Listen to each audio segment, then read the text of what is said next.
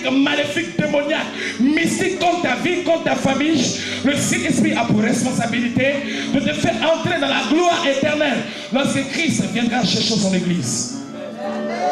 Pour toutes ces bénédictions et ces grâces, nous avons intérêt, frères et sœurs, en tant que chrétiens, en tant qu'Église de Dieu, de laisser toute la place au Saint-Esprit, afin que le Saint-Esprit se responsabilise dans sa tâche ou dans sa mission vis-à-vis de l'Église. Tant que nous bafouerons la présence du Saint-Esprit, ou tant que nous ferons des choses pour attrister le Saint-Esprit, ou pour éloigner le Saint-Esprit de la présence ou de dans l'Église, nous verrons que nous avons beaucoup de défaites. Pourquoi? Parce que nous n'avons pas la capacité, malgré notre système d'organisation, malgré nos systèmes intellectuels, malgré nos idées, malgré nos diplômes, malgré nos connaissances limitées, nous ne pouvons pas faire quelque chose devant les principautés, les dominations des esprits. Ce n'est pas le compte bancaire, ce n'est pas les diplômes, ce n'est pas notre fierté, ce n'est pas l'orgueil de l'homme qui peut arrêter ou freiner un démon. C'est la puissance de Dieu sur la vie d'un homme. C'est l'onction de Dieu. C'est la grâce de Dieu sur la vie d'un homme ou d'une femme qui peut freiner.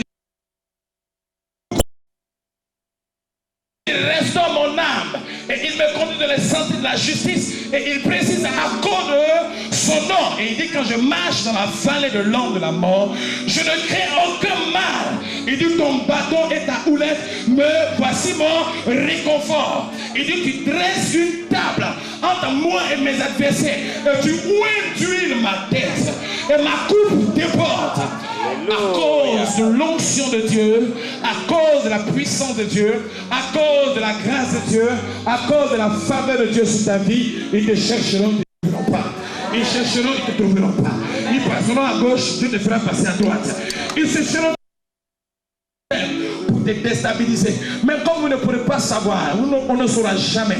Je ne saurai jamais là où le vent passe, où le vent vient, d'où il part. On ne pourra jamais maîtriser un peuple, un enfant, un homme sur qui il y a l'onction du Saint-Esprit. Et dis à quelqu'un: il y a l'onction sur ma vie. Il croit. Il y a l'onction sur sa vie. Donc n'aie pas peur. N'aie pas peur. Gloire à Dieu. Amen. Gloire à Dieu. Amen. Dis: n'aie pas peur. Dieu avec toi.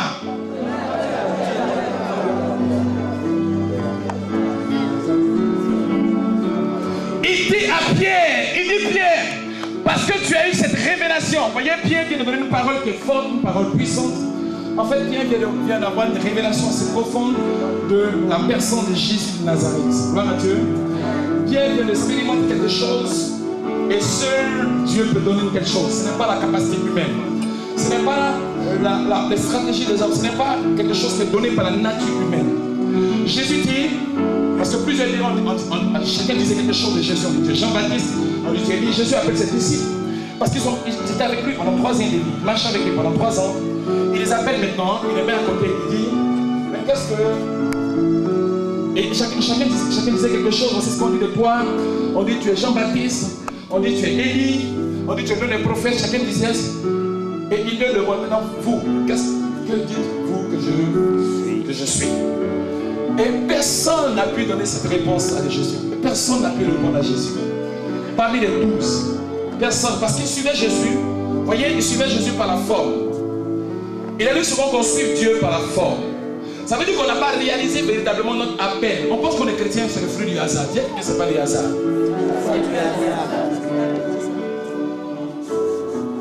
On pense qu'on est chrétien parce que notre frère nous a invités à l'église, notre soeur nous a invités à l'église. Donc notre salut dépend de notre frère et notre soeur. Quand notre frère ne vient pas à l'église, moi aussi je ne viens pas à l'église. Quand notre soeur est fâchée, moi aussi je me fâche, je ne viens pas à l'église. Quand notre frère est un peu attristé, moi aussi je ne viens pas. Donc finalement, on ne sait pas qu'on a été appelé selon Jean chapitre 1. Ce n'est ni par la volonté de la chair, ni par la volonté des hommes, mais c'est par la volonté de Dieu que nous sommes devenus enfants de Dieu. Donc autrement dit, ce n'est pas ton frère ni ta soeur qui permet à ton salut d'être sauvé, à ton âme d'être sauvée, mais cela est rattaché au plan de Dieu.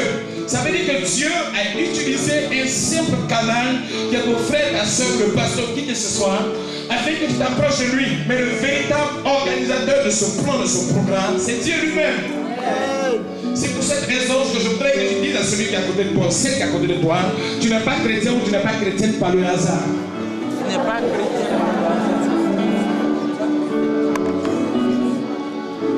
Donc vous voyez les disciples marchaient avec Jésus, marchaient pour la femme.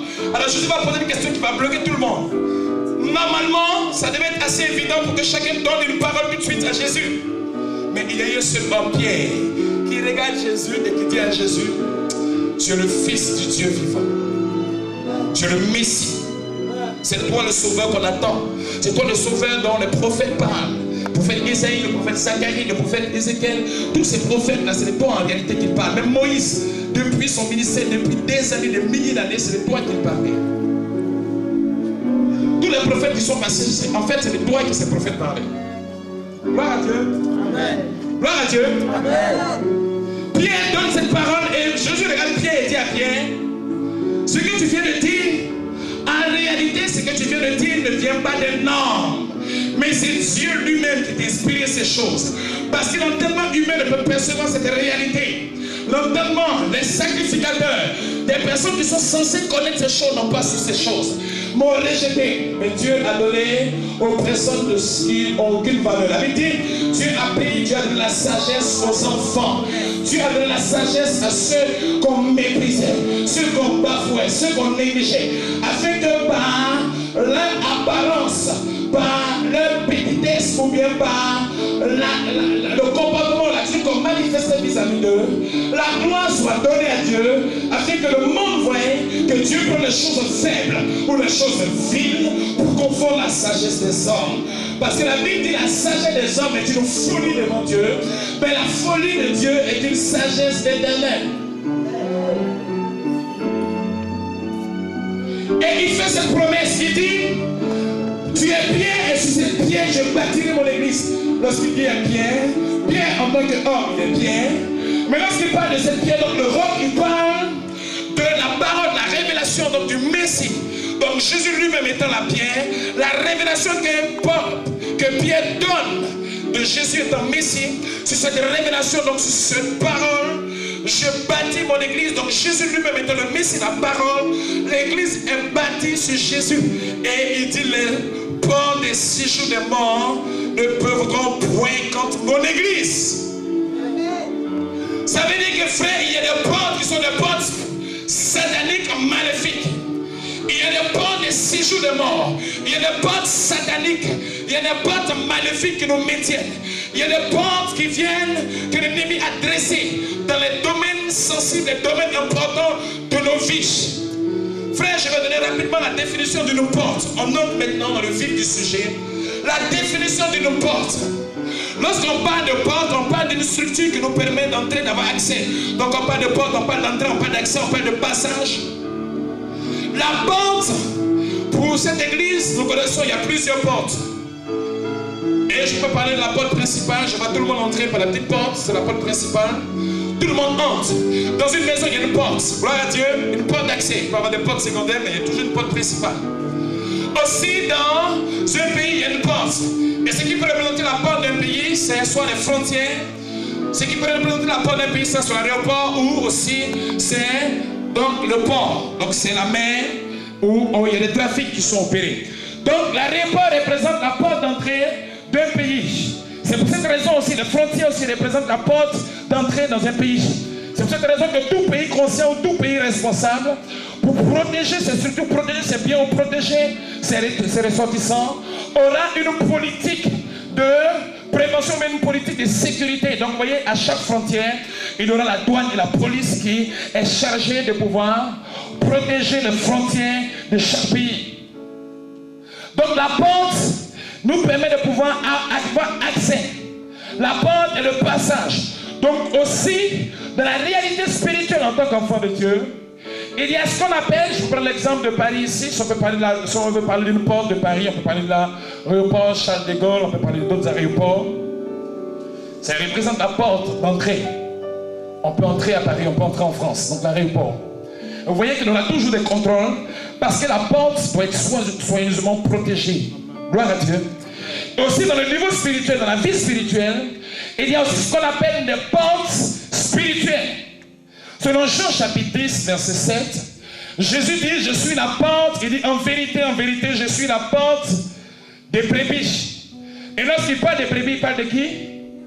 Il parle de toi en tant qu'enfant de Dieu. Amen. Lorsqu'il parle des brebis, il parle d'église. Nous sommes les brebis de Christ. C'est Jésus qui est le chef de l'église. Nous sommes ses brebis. Et Jésus dit, je suis la porte des brebis. Or Jésus, pendant qu'il parlait, était un homme physique. Il n'était pas un homme spirituel, c'est un homme physique. Un homme physique qu'on pouvait voir. Mais il dit, je suis la porte des brebis. Et quand on parle des brebis, on parle de toi en tant qu'enfant de Dieu, église. Et Jésus se présente comme étant la porte de l'église. Ça veut dire qu'il est là physiquement, mais spirituellement, il représente la porte de l'église. Gloire à Dieu. Donc il y a ce qu'on appelle le porte physique et le porte spirituel. Ici, Jésus donc se présente comme étant la porte de l'église et il étant encore aussi la porte du ciel.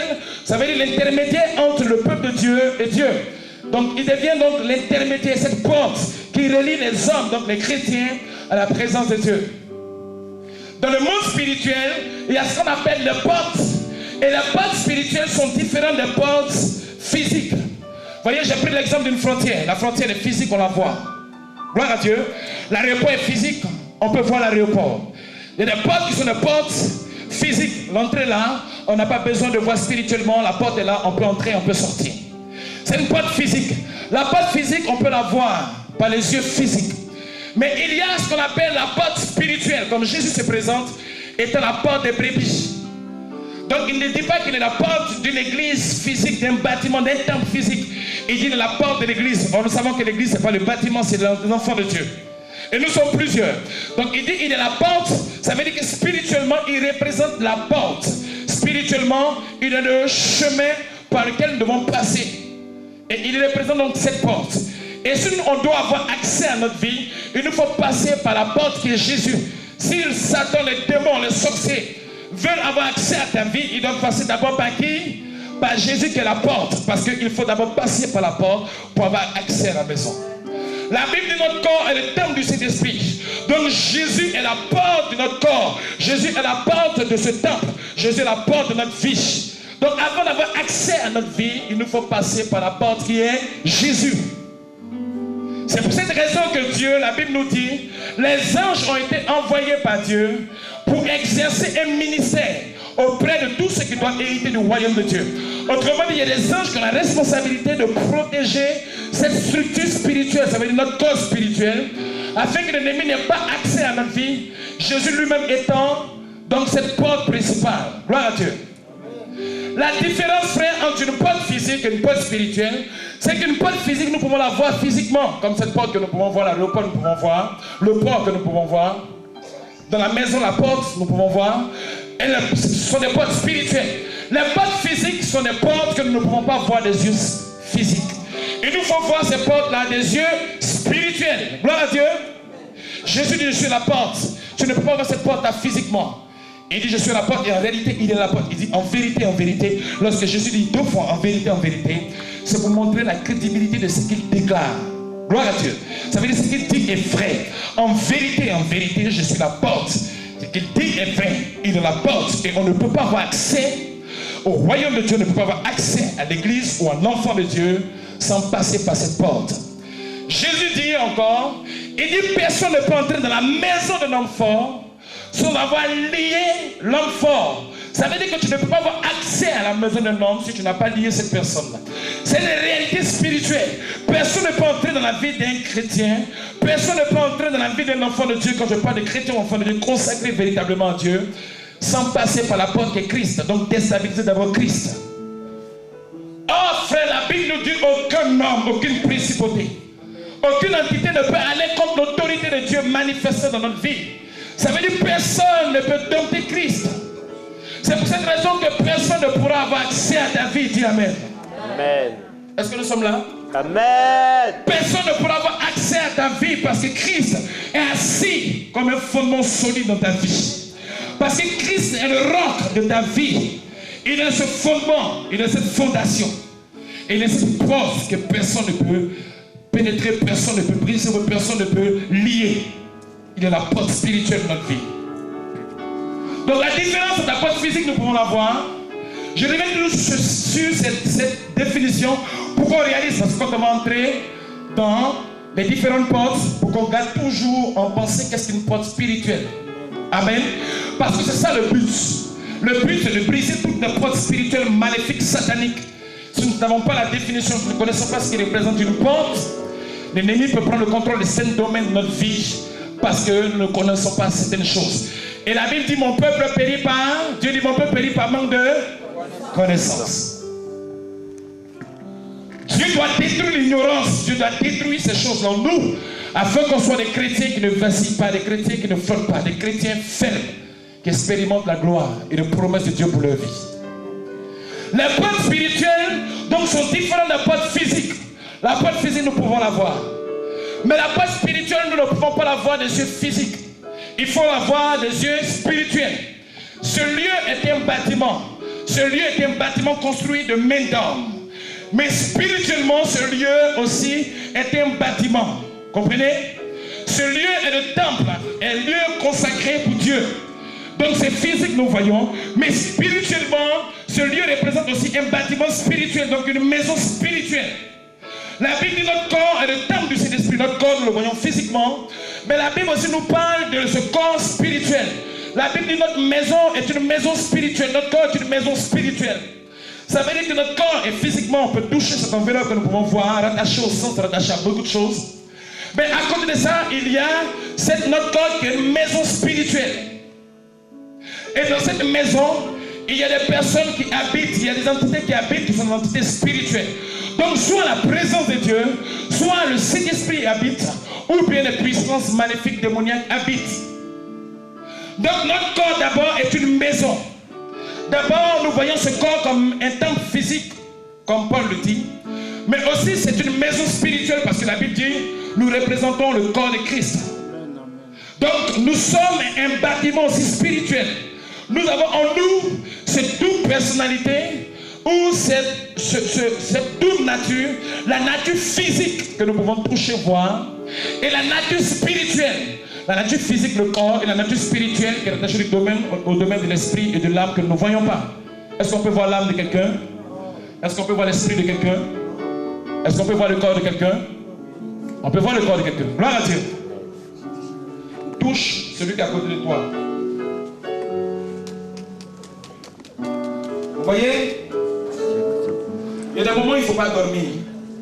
Si tu dors, c'est la sorcellerie. Je vous dis pourquoi.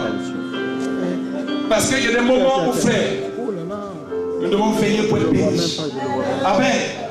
Yeux ouverts pour être bénis. Si tu dors, c'est qu'il est censé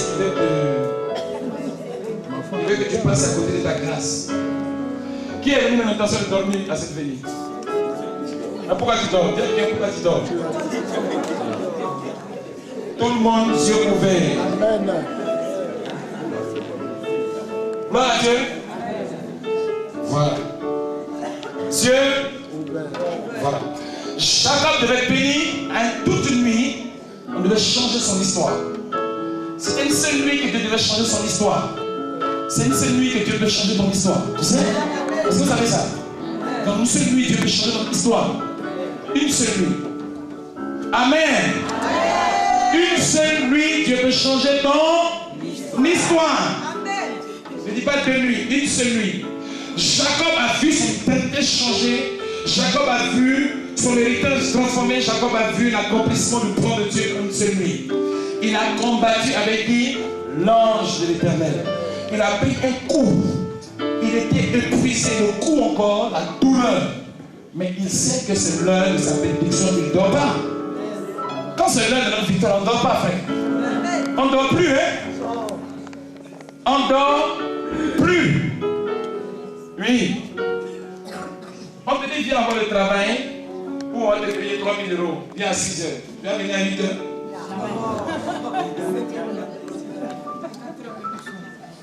Tu vas venir à 8 heures. Même toi, tu es devant nous. L'entreprise n'est pas fermée, mais toi, tu vas à 4 heures. Même pas qu'on dise non, tu es venu en retard. Pourquoi? Parce que ça a de la valeur pour toi. Amen. Donc quand Dieu a de la valeur pour nous, on ne dort pas. Il dort, c'est la sorcellerie en Guinée. Amen. Voilà. Il ne doit pas avoir de sorciers dans la présence de Dieu. Gloire à Dieu.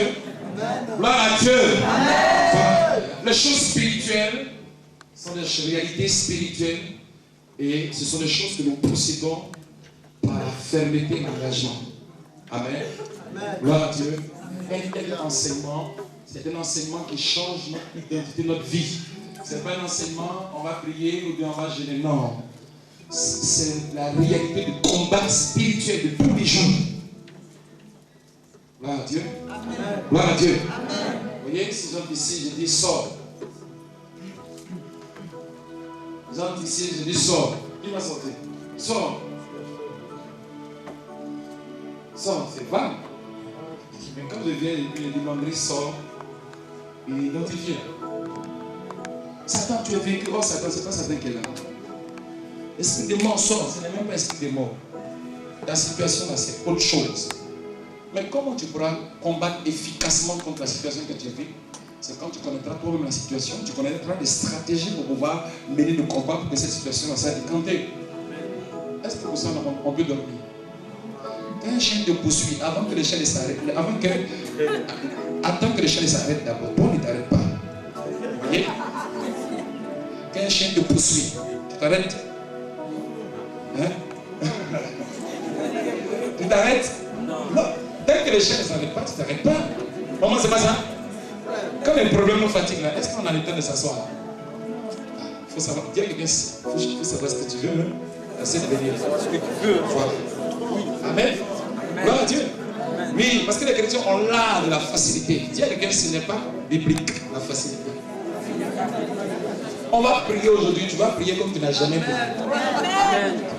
Là, vendredi prochain, veillez encore. Même si on est deux, on va venir ici. Ça dépend de ce que tu veux avec Dieu. Moi, je ne veux pas sortir de l'année 2006 sans voir tout ce que Dieu a dit dans ma vie. Vous voyez? Je ne veux pas prier pour 2006. Je n'ai même pas le temps pour 2006. 2006, ce n'est pas mon affaire. Je ne pense même pas à 2006. Il me reste encore 2 mois. Novembre et décembre. Voilà.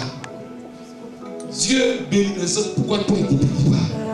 Dieu élève les autres. Pourquoi toi, il ne l'élève pas? Mais laisse-moi te dire, c'est parce que l'autre, il ne dort pas. Pendant que toi, tu dors, lui, il ne dort pas. Oui. Les gens pensent que la bénédiction, c'est le fruit du hasard. Non. C'est que tu sais ce que tu récoltes. C'est ça, hein? Oui. Plus tu passes du temps dans la prière. Vous voyez, cette nuit, on prie. Qui ne voulait pas dormir? Mais on est venu chercher Dieu. Vous pensez que Dieu va nous bénir comme celui qui dort, qui ronfle ou bien qui n'a un son actuellement? Ah non, laissez-moi vous dire, non. La Bible dit, depuis le temps de Jean-Baptiste, qu'aujourd'hui le royaume de Dieu est forcé. Et non, ce n'est pas les présentés qui ont le royaume de Dieu. Hein?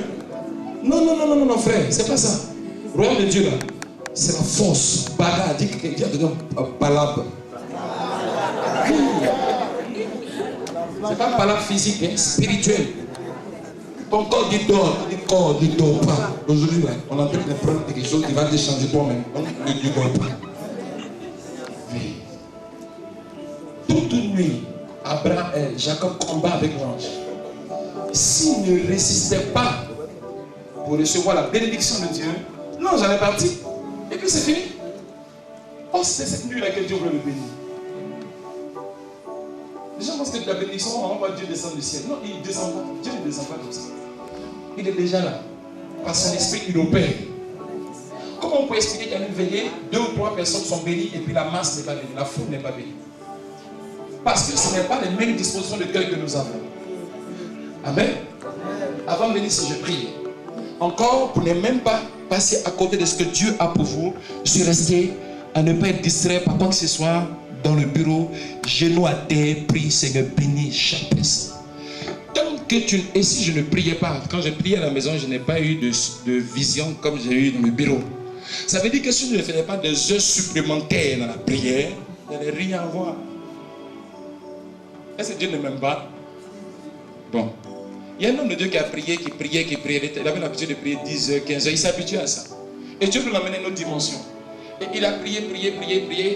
À la 10e heure, il voulait arrêter. Dieu a mis la soif dans son cœur. Il est fatigué. Mais Dieu a permis qu'il réalise qu'il y a des bénédictions qu'il doit avoir. Il a persévéré, 24 heures. 24 heures, prière, langue. 24 heures. Il est fatigué, mais il prie, il a prié. Cet homme de Dieu-là, je le connais. Et je connais son témoignage, je connais son ministère authentique, puissant, avec assez de miracles concrets. Il a prié, fatigué. Et qu'à un moment, il ne peut plus s'asseoir, le cocher, il prie. Maintenant, il prie à haute voix, parce qu'il ne peut plus. Il a dépassé les 24 heures. Il commence à prier tout doucement. 48 heures. Il prie. Je vous dis la vérité, je connais cet homme de Dieu. Il a prié jusqu'à vers la 70e heure. 3 jours de prière. Je vous dis la vérité, c'est un homme comme nous. Dis à quelqu'un, c'est un homme comme toi. Je le connais cet homme de Dieu, c'est mon ami. Je connais, je sais de quoi, c'est la vérité, pas de chose. Je prêche la parole de Dieu. À la 70e heure, le Seigneur sortit du mur. Si tu viens une chose comme ça, tu n'es pas le même, tu n'es plus jamais la même personne. 70e heure, le Seigneur sortit. Non, 72e heure, ce Seigneur sortit du mur et le Seigneur lui donne cette parole. Si tu arrêtais de prier, je ne t'aurais pas béni. Et Dieu lui a dit toutes choses sur son ministère. Et beaucoup, c'est un homme que Dieu a imposé des miracles et des signes. À ses croisades, les pieds poussent. Vous voyez? Il est jeune comme ça, mais terrible par l'Esprit de Dieu. Est-ce que Dieu n'aime pas, Dieu nous aime pas nous tous les esprits de Dieu? Mais prie à prier. Amen. Est-ce que Dieu ne nous aime pas? Est-ce que Dieu ne nous aime pas? Il nous aime tous. Mais un prix à payer. Quand ils ont des grands. Gloire à Dieu. Il a perdu aujourd'hui, son nom est. Parce qu'il perd ses combats seulement. Ça veut dire que moi je n'ai pas allé faire la boxe de Tyson. C'est ce que ça veut dire. Comme il a perdu, donc il dit non, Tyson, c'est rien. Donc moi aussi j'allais faire un combat. Tyson, on fait un combat. C'est ça? Parce qu'on dit Jésus a vaincu Satan, donc tu penses que tu as vaincu Satan. Mais Satan, alors ça va que ça, on dit quoi? Comment ça va aujourd'hui? Tu es vaincu, hein, Satan? Tu es vaincu, Satan. Alors Satan, laisse tranquille, tu es vaincu, hein? C'est la croix de Golgotha. Non, laisse tranquille, hein, Satan, tu sais. Hein? Non, on est ici, il ne faut pas croire, hein, Satan. Non. Satan est vaincu il y a 2000 ans, mais il continue d'exercer son autorité sur même les enfants de Dieu. Parce qu'on pense que la vie chrétienne, c'est toujours la facilité. Regardez dans la Bible. Toutes les personnes qui ont expérimenté la gloire de Dieu ont été des personnes qui ont été des personnes violentes. Sans la violence, ces personnes n'allaient pas expérimenter la gloire de Dieu. La violence est un caractère divin. La violence dans la prière. Tu pries. Là, John Wesley, sa maman, avait à sa charge 19 enfants. Mais elle priait 3 heures par jour. Aujourd'hui, on va dire non, moi je suis marié, j'ai des enfants, je ne peux pas prier. Elle avait 19 enfants à sa charge, mais elle priait 3 heures par jour. 19 enfants, ce n'est pas 2 enfants, ce n'est pas jumeau, ce n'est pas triplé. C'est 19 enfants à sa charge. Mais malgré tout ça, elle priait 3 heures. C'est pour cette raison que Dieu, voyant sa persévérance, a touché un de ses enfants, John Wesley, qui était l'homme de la Réformation, qui a réformé, qui a apporté un temps de renouvellement, de rafraîchissement dans la vie de l'Église. Et qui était un exemple de gloire jusqu'à notre époque. Par la prière intense, fervente, par la prière d'une femme qui avait 19 enfants à sa charge. Non, parce que le pasteur, il ne comprend pas. Quand on lui parle, il comprend. Il n'est pas exagéré. Quand même. On est en Europe. En Europe, là, on ne peut pas prier comme ailleurs. Ici, là, il y a des réalités qui sont là, pasteur. On a prié dimanche, nous devenons encore en semaine, pasteur. Est-ce que le pasteur est conscient des réalités européennes? Dis à quelqu'un, c'est le diable qui te parle comme ça.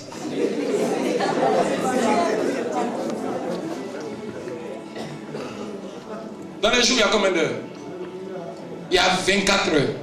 Si dans le jour, il y a 24 heures, qu'on n'est pas capable de donner la dîme de 24 heures, donc 2h40 à Dieu, il y a un problème. Parce que moi, je connais des personnes qui peuvent te taper 6 heures, critique 6 heures, bavardage, 6 heures. Matin 6 heures, bavardage. Terrible. Tu décortiques l'église comme ça, tu décortiques décortiquer. Mais aucune vie spirituelle, aucune vie de prière. Les petits démons arrivent dans la famille, gâtent tout, ils sortent. Mais laisse diminuer un peu le temps de bavardage là. Si je donne 2 heures prends 4 heures de bavardage, donne 2 heures de prière. Tu vas voir, ta vie spirituelle va changer.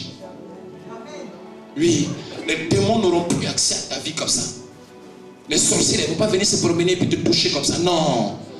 Les petits marabouts, ils ne vont pas te toucher encore. Les petits mystiques, ils ne te toucheront plus. Parce que ta porte est barricadée par la puissance de Dieu. Parce que la porte spirituelle de ta vie est barricadée par l'onction de Dieu. Dans ton travail, personne ne peut comploter sur toi et puis ça touche comme ça te touche et puis c'est fini du jour au lendemain. On dit bon, on a la liste de licenciement et puis tu as la tête de la liste. Non, on ne peut plus, frère. Parce que la puissance de Dieu est avec toi. Je vous dis la vérité, je ne vous prêche pas pour vous faire rire. Je vous parle la vérité, la parole de Dieu, pour que tu sortes vainqueur, que tu sois béni.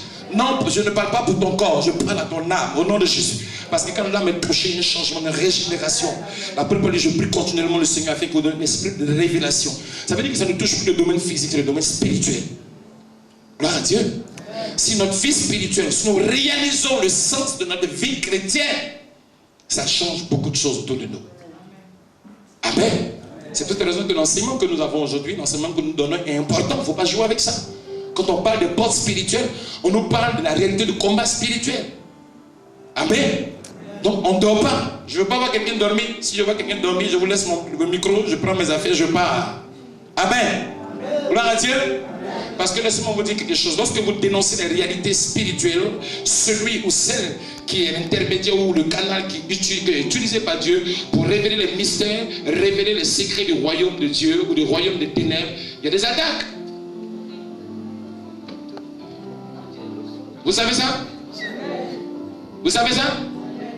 C'est vrai que la Bible dit, ne soyez pas prompt à vouloir prêcher, hein? Ce n'est pas la course, la prédication.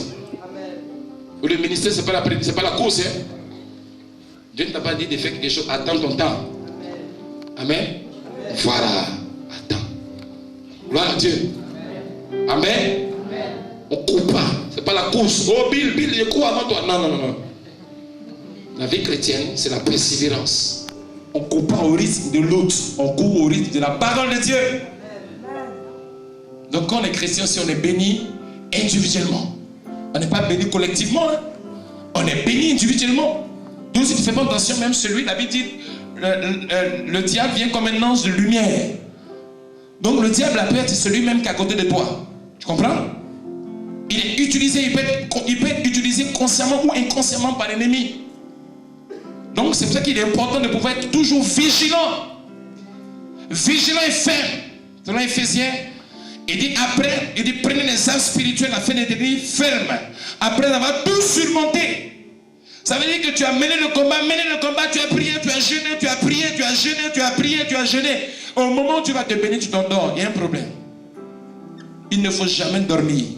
C'est pour cette raison que dans une veillée, on ne dort jamais. Il y a une veillée où Dieu faisait de grandes choses, c'était dans notre pays. Dieu faisait de grandes choses et il y a une dame qui dormait profondément. Pendant que les miracles et les signes s'opéraient. Je vous assure. On va dire non, Dieu, il peut faire, même s'il dort, il peut faire. Non, vous avez vu un homme qui dort, que l'onction a touché? Non. Tu dors paisiblement, il n'y a pas de problème.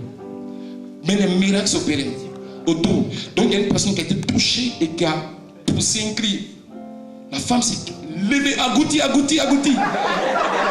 quand elle dormait, elle était dans un sommeil, elle était dans un agouti.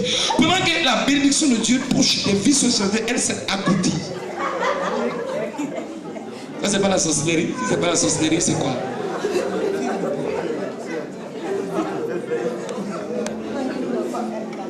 Pendant que la gloire de Dieu, l'onction de Dieu, les gens obtiennent des miracles, des bénédictions, des changements, des transformations de vie, de foyer, de couple, des bénédictions, des grâces de famille. C'est agouti que c'est ici.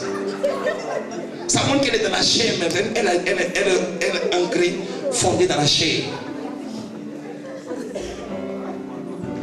Non, c'est sérieux. Hein? Les enfants de Dieu sont les spécialistes à laisser passer la grâce de Dieu à côté de leur vie. On dit non, mais Dieu, il est puissant et puis il ne fait rien pour moi. Mais veillez. Quand il y avait le vendredi prochain, ici on pense que c'est trop, mais moi je vous dis la vérité. Je vous dis la vérité. Il y a des veillées de prière d'église et puis il y a des veillées personnelles. Ça veut dire qu'à côté des veillées de prière, normalement tous les vendredis, il doit y avoir une veillée. Oh, tous les vendredis, tu as 7 jours pour dormir et tu as 6 jours pour dormir. Si un jour, mais laissez-moi vous dire, les prix que nous payons ne sont pas des prix, ce que nous faisons, ce n'est pas vrai. Hein? Regardez le cultivateur, lorsqu'il va s'aimer, on va chasser tous les démons seront chassés aujourd'hui au nom de Jésus. Ça va se faire, hein? Les portes sataniques, maléfiques, ceux qui s'asseyent sur des bénédictions. Après cette veillée-là, tu vas entendre des choses, tu vas entendre beaucoup de choses. T'inquiète pas, hein? C'est Dieu qui va faire. Le vendredi prochain, moi je suis là. On est là pour la veiller. Oui, parce qu'on veut voir la gloire de Dieu cette année. Oui, on veut voir la bénédiction de Dieu. Et laisse-moi vous dire, c'est que tu sèmes, plus tu pries, plus tu cherches Dieu, plus Dieu se rapproche de toi. Tu es sûr que tu n'arrives pas à prier. On dit, mais venez, on va prier ensemble pour que tu pries un peu. C'est pas bon? C'est une grâce. Tu n'arrives pas à prier seul. Maintenant, à cause de l'onction de Dieu, tout le peuple de Dieu, le frère est là, la sœur est là, tout est là. Il y a l'onction de Dieu, il y a la chaleur spirituelle, ça te touche et ça te permet de pouvoir aussi répartir. Ah, ça va. Là, Dieu. Mais il ne faut pas manquer de telles veillées. Tu n'arrives pas à veiller seul. Maintenant, une veille de l'église. Mais viens. Toutes les personnes que je suis pour la délivrance, à toutes mes veillées. Moi, je ne suis pas dans telle église, telle église. Ça, c'est pas les veillées de prière qu'on fait actuellement. Je ne suis même pas à ce stade. Gloire à Dieu. Je te dis, on est enfant de Dieu. Tu es béni, on veille nous tous. Dieu nous a bénis comme il veut. Chacun part. Après, tu vas faire ton culte. Là où tu fais ton culte. Amen. Même veille de prière. Tant que j'ai la salle de vendredi, je prie. Ah, moi je suis là, hein? On prie. Oui. Mais remarquez, vous qui allez prier, qui allez venir prier, mais remarquez ce qui va se passer dans votre vie. Et je prie parce qu'à chaque serviteur de Dieu, il y a une autorité qui est donnée. La grâce et la bénédiction qui est rattachée à la recherche du Seigneur, que cette grâce et cette bénédiction vous touche, vous et vos enfants, au nom de Jésus. La Bible dit en 2 Chroniques chapitre 20, le verset 20, crois en Dieu, tu seras affermi, crois en ses serviteurs, tu réussiras. Le côté de l'affermissement pour ton salut, là, ça dépend de Dieu. Mais le côté de ta réussite, c'est tel là. Dieu m'a donné ce pouvoir. Moi, Dieu m'a donné en tant que serviteur de Dieu. Crois en Dieu, tu seras fermé. Crois en ses serviteurs, tu réussiras. Le côté de la réussite, là, je proclame que tu réussisses au nom de Jésus. Oui, Dieu a confié le pouvoir de la réussite à ses serviteurs. Quand il te bénisse, tu es béni. Ça veut dire que quand tu le fatigues et puis il fait, c'est une malédiction aussi.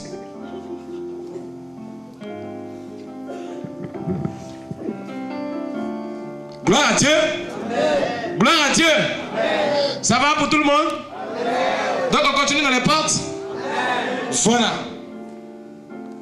Quand tu viens nous veiller, ne mets pas un pain. Vous voyez? Donc tu appelles le sommet, viens. Non, tu enlèves le pain. Voilà. Oui. Parce qu'il ne faut pas prendre des habitudes qui te donnent à dormir. Oui. Amen. Il faut enlever le pain. On est venu. Vous voyez comment je suis venu aujourd'hui? Je suis venu en combattant. C'est la veille de prière.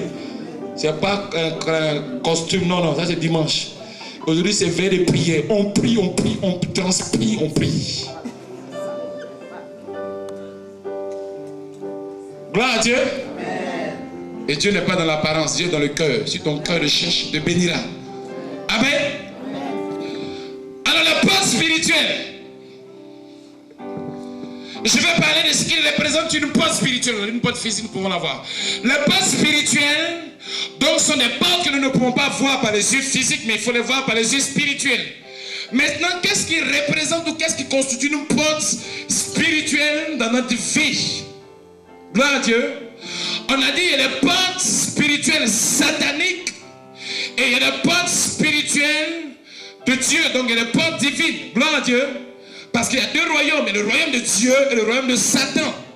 Le royaume de Dieu a ses portes spirituelles et le royaume de Satan aussi a ses portes spirituelles. Comment un enfant de Dieu peut être béni s'il n'a pas une relation avec Christ qui est la porte principale, la porte centrale de sa vie? Parce que la porte doit être protégée et fermée. Et si notre vie chrétienne n'est pas protégée, fermée par la parole de Dieu, la prière et la recherche, l'amour du Seigneur, la relation que nous avons avec Christ n'est pas au bon point. Vous voyez qu'il y a beaucoup de choses qui affectent notre porte, peut être dégradée, notre porte peut être détruite. Pourquoi? Parce que nous ne prenons pas soin de notre porte. Un pays qui ne prend pas soin de ses frontières est un pays qui est exposé à toutes sortes de choses. On est d'accord avec ça? Tout pays conscient, tout pays responsable va protéger ses frontières. Ça, c'est quelque chose, c'est la vérité. Quelqu'un, c'est la vérité. Une maison, tu ne protèges pas la porte. Tu ne prends pas soin pour qu'on mette beaucoup de choses pour protéger la porte. Parce qu'on ne veut pas que n'importe qui entre comme ça à tout moment. On protège parce qu'à l'intérieur, il y a des biens, il y a des choses que nous avons. Et notre vie à nous-mêmes, et puis des choses que nous possédons. Mais aussi spirituellement, il y a des portes. Et la porte spirituelle, qui sont dans nos vies, ou les portes spirituelles, la bénédiction de porte divine, il faut que ces portes soient protégées par la personne divine. Et nous devons marcher dans la voie de Dieu, dans les principes de Dieu, afin que ces portes-là soient protégées, ces portes-là restent toujours protégées et stables. Maintenant, le vendredi prochain, nous allons parler de comment entrer dans ces portes, les portes de la bénédiction, les portes du ciel, comment ouvrir les portes du ciel, comment entrer, comment avoir accès au trône de Dieu et quelles sont les portes divines. Ça, c'est pour le vendredi prochain. Mais aujourd'hui, on parle des portes sataniques parce qu'on doit les détruire au nom de Jésus aujourd'hui. Aujourd'hui, on parle des portes sataniques, des portes de la bénédiction, les portes des cieux, les portes de la victoire, les portes de la gloire. Comment pénétrer ces portes-là avec les principes bibliques, les fondements bibliques. Nous allons traiter cela le vendredi prochain. Mais je parle aujourd'hui des portes sataniques. Les portes sataniques sont les points de contact entre le monde spirituel satanique et le monde physique. Quand on parle de portes spirituelles sataniques, on parle de tout ce qui constitue, représente une certaine entrée pour le diable, pour les démons, pour les principautés. Éphésiens chapitre 6 dit, nous n'avons pas à lutter contre la chair et le sang, mais les dominations, les principautés, les esprits méchants dans le lieu céleste. On est d'accord avec ça? Gloire à Dieu. Nous n'avons pas à lutter contre la chair et le sang. Ça veut dire que dans le combat que nous menons, ce n'est pas un combat avec notre frère, avec notre soeur, mais c'est un combat avec les entités spirituelles.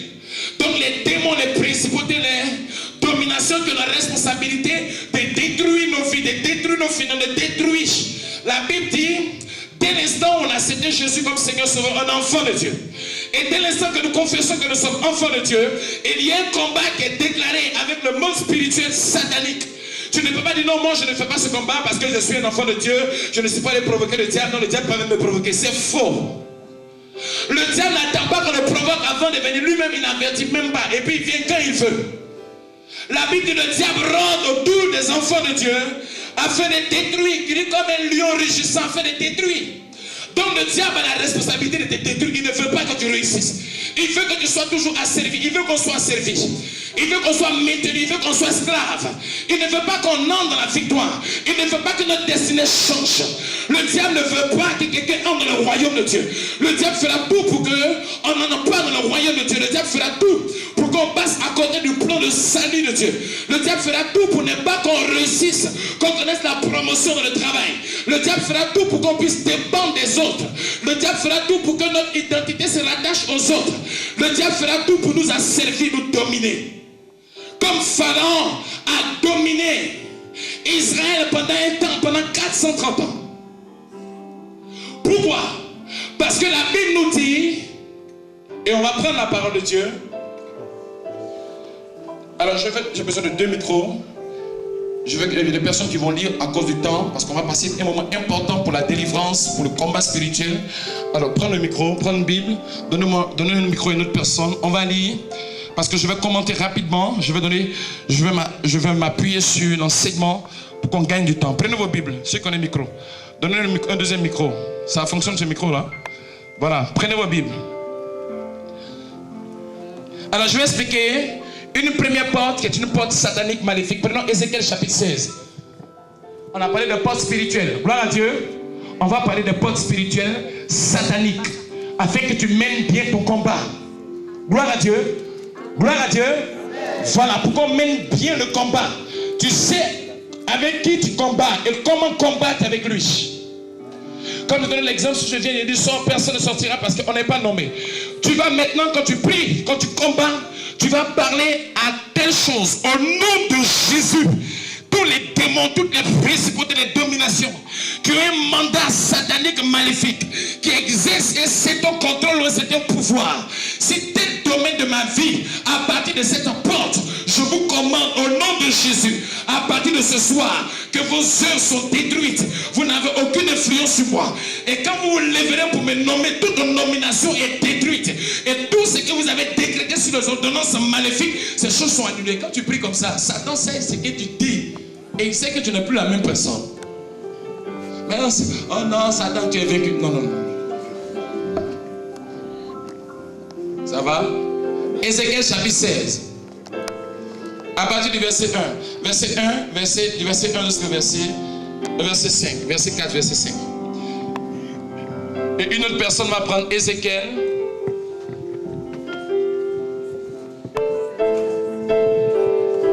On prendra Ésaïe chapitre 45. Alors, tu lis Ézéchiel chapitre 16 à partir du verset 1 à 5. Et notre sœur Véronique, tu prendras Ézéchiel chapitre 45. Vas-y avec Ézéchiel. La parole de l'Éternel me fut adressée en ces mots. Fils de l'homme, fais connaître à Jérusalem ses abominations. Tu diras, ainsi parle le Seigneur, l'Éternel à Jérusalem. Par ton origine et ta naissance. Par ton origine, donc il faut retenir par ton origine, oui. Par ton origine et ta naissance. Et ta naissance, par ton origine et par ta naissance. Tu es du pays de Canaan. Donc l'origine et la naissance. Ici on parle de Jérusalem. Donc Jérusalem est une ville, mais Jérusalem est habitée par des hommes. Vous voyez? Donc quand le prophète Ézéchiel parle sur Jérusalem, Dieu lui demande de parler sur Jérusalem. En fait, ce n'est pas sur la ville en tant que physique, en tant que structure physique comme ça. Et la Bible ici parle des habitants de Jérusalem. C'est comme la Bible dit, selon Jean chapitre 3 verset 16, Dieu a tellement aimé le monde qu'il a donné son Fils unique, afin que quiconque croit en lui ne périsse point, mais qu'il ait la vie éternelle. En fait, ce passage est donné à qui? Pour les hommes. Pas le monde dans sa structure physique, c'est les hommes. Amen. Jésus n'est pas mort à la croix pour les arbres, pour l'univers, non. Il est mort pour qui? L'homme créé à l'image de Dieu. Voilà.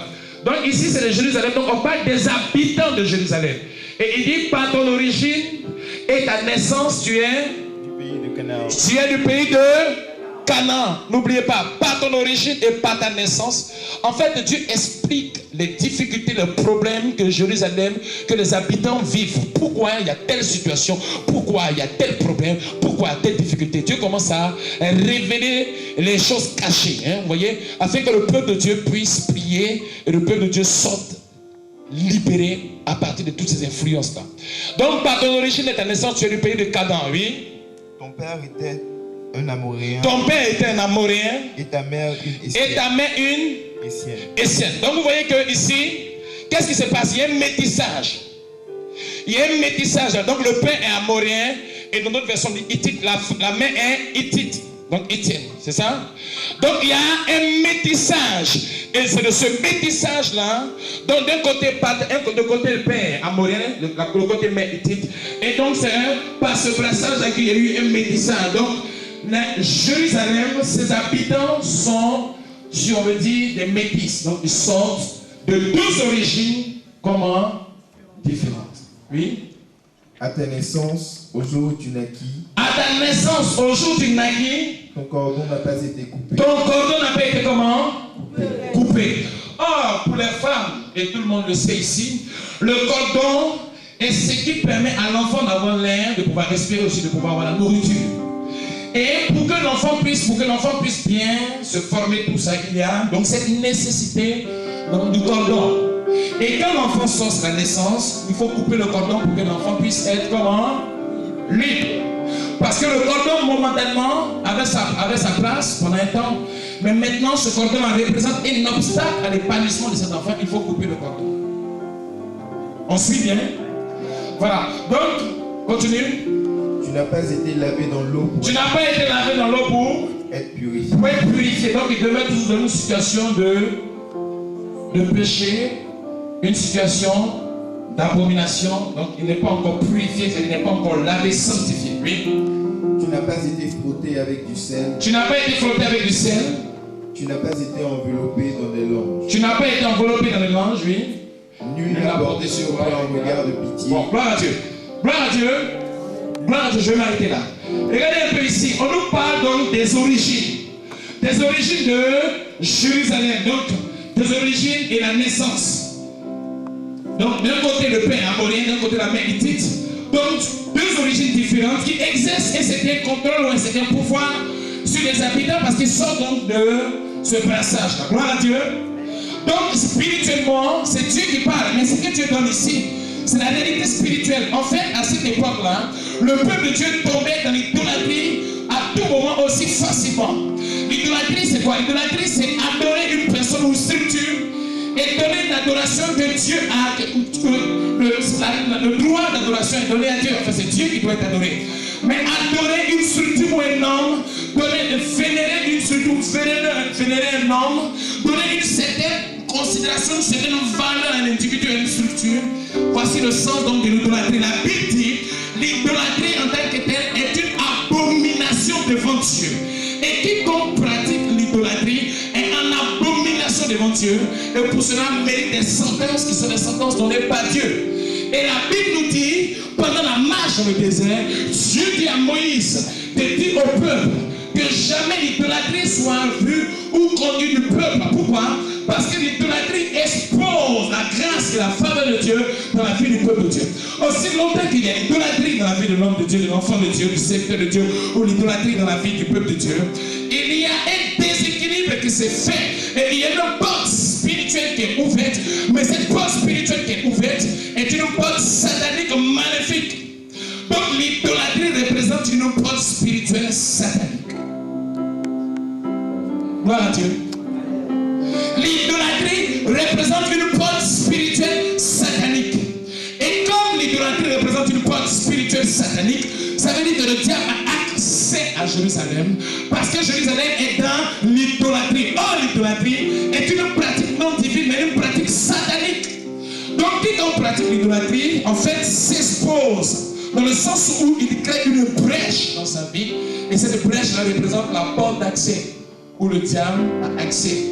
Donc cette idolâtrie représente ou constitue une porte spirituelle, qui est une porte spirituelle satanique et maléfique. On comprend pourquoi? On comprend maintenant? Donc l'idolâtrie, et donc Dieu va donner ce mystère à Ézéchiel, parce qu'Ézéchiel est un homme d'esprit. Donc Dieu va révéler le véritable problème. Pourquoi le peuple tombe toujours dans l'idolâtrie?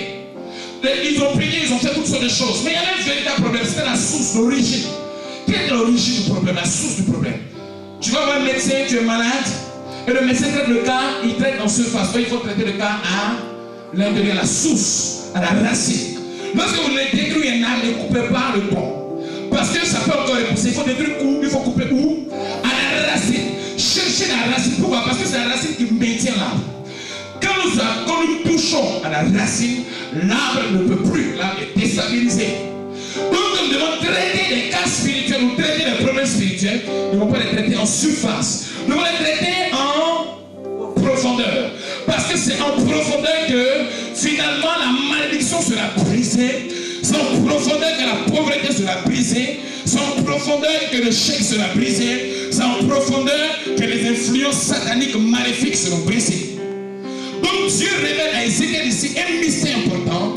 Et Dieu va montrer à Ézéchiel un prophète, parce que les prophètes sont des hommes que Dieu met à part afin qu'ils soient comme la bouche de Dieu, comme les yeux de Dieu, pour dénoncer les manigances et les stratégies diaboliques maléfiques.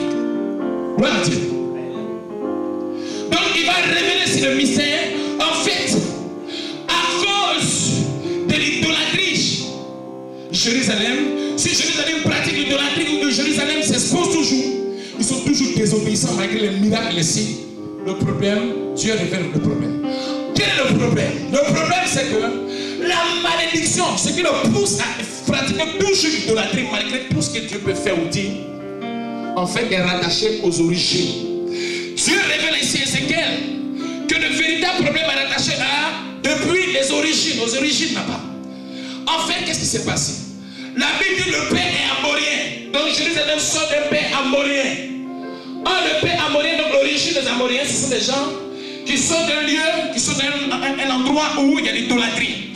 Les Amoriens eux-mêmes sont les grands idolâtres de nations païennes. Et nous savons que dans l'Ancien Testament, la seule nation approuvée, choisie par Dieu, c'était Israël. Toutes les autres nations étaient considérées comme une nation païenne, ne connaissant pas les lois de Dieu, ne connaissant pas les principes de Dieu, et vivant dans le désordre, considérées comme une nation païenne, dépourvue de bon sens, exposée à la destruction.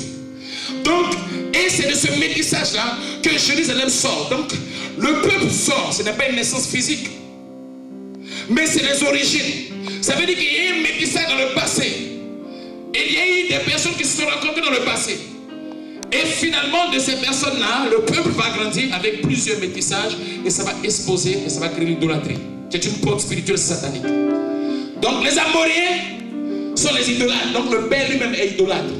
Et d'un côté, les Hittites. Et les Hittites aussi sont idolâtres.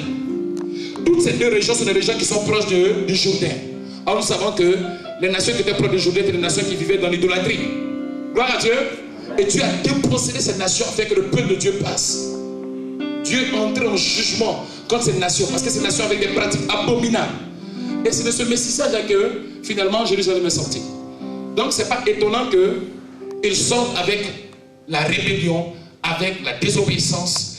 En fait, ils sont affectés par les origines. Donc le caractère du père influence sur leur vie. Le caractère de la mère influence aussi sur leur vie. Qu'est-ce que ça veut dire pour nous aujourd'hui en tant qu'enfants de Dieu? En tant qu'enfants de Dieu, nous sommes rattachés à nos origines. Nous sommes dans une famille, il y a des principes de sang. Et dans les familles, il y a des pratiques de côté paternel. Le père sort d'une origine. Et dans cette origine, il y a des choses qui sont rattachées aux origines du père.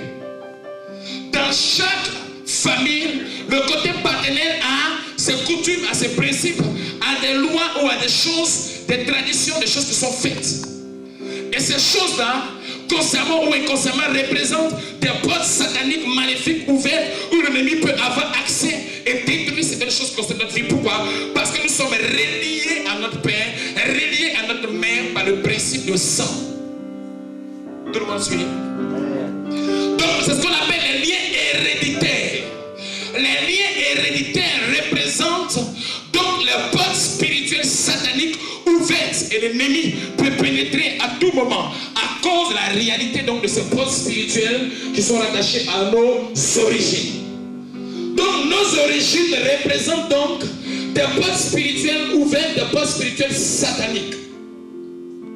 Parce que chacun d'entre nous ici a ses origines. Chacun a ses origines. Et nous savons que dans nos origines, il y a de l'idolâtrie. On l'a dit, Dieu punit l'iniquité des pères de la 3e jusqu'à la 4e génération. Donc nos pères, ou nos grands-pères, ou nos arrière-grands-pères ont pratiqué des choses, ont fait ce qu'on appelle des sacrifices. Le sacrifice c'est quoi? Le sacrifice c'est apporter une offrande ou apporter quelque chose d'une certaine valeur qu'on établit sur un autel. Et l'autel c'est quoi? Allons avec l'autel. L'autel c'est une structure qui permet de pouvoir supporter donc le sacrifice. Donc dans nos familles, il y a ce qu'on appelle les autels. Donc des choses qui sont placées là, positionnées là. Et on peut mettre, on fait faire des sacrifices. Par exemple, une eau peut représenter un autel. On va faire des sacrifices au bord de l'eau. L'eau qu'on appelle l'eau sacrée de la famille, ou bien l'eau sacrée du village. Cette eau-là est une porte spirituelle satanique maléfique. Pourquoi? Parce qu'on a apporté le sacrifice à cette eau, on a donné une certaine autorité à cette eau, et l'eau représente donc le support qui accepte, qui prend ce sacrifice que nous envoyons, soit les œufs, soit le poulet, soit le pain, soit l'argent, tout ce qu'on peut donner. Donc, tout ce qui est forêt sacrée, donc les autels des eaux, donc l'eau, qui représente donc l'autel où nous faisons des sacrifices. Donc, si dans tes origines, il y a une eau qui est adorée, cette eau la représente la base spirituelle satanique et qui a une influence sur notre vie. Pourquoi sur notre vie? Parce que nous sortons de cette origine. Ne croyez pas parce qu'un enfant de Dieu on est libéré de toutes ces choses. C'est faux.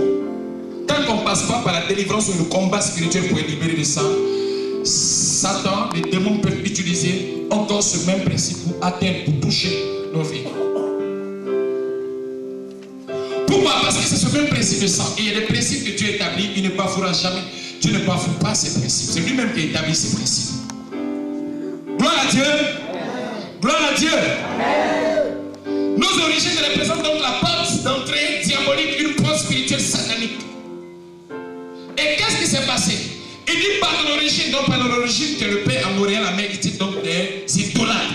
Mais il n'y a pas de raison que les enfants ne soient pas idolâtres, puisqu'ils épousent, ou ils reçoivent, ou ils héritent de ce que leur père pratiquait, et la mère ou le père pratiquait. Gloire à Dieu, on est d'accord avec ça? Lorsqu'on sort d'une origine, je vais être plus clair. Je dis ce que je sais, je ne peux pas dire ce que je ne sais pas.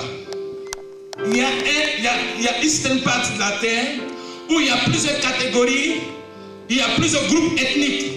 Il y a ce qu'on appelle les Akans. Vous voyez, les Akans sont différents de notre groupe ethnique. Ce que les Akans pratiquent, les sacrifices, les traditions qu'ils ont, est complètement différent des sacrifices que d'autres personnes ont, d'autres groupes ethniques ont. Et ça fait qu'on voit ou on identifie chaque groupe ethnique par les fruits ou bien les actions, ou le caractère ou la manière de faire. On voit tout de suite le groupe ethnique. On est d'accord avec ça? Amen. C'est trop clair, c'est trop clair. C'est trop clair. Ça va? Amen. Gloire à Dieu. Amen. Gloire à Dieu. Amen. Donc ces éléments représentent une porte d'accès satanique. Pourquoi Satan peut détruire? Regardez, un démon ne peut pas sortir.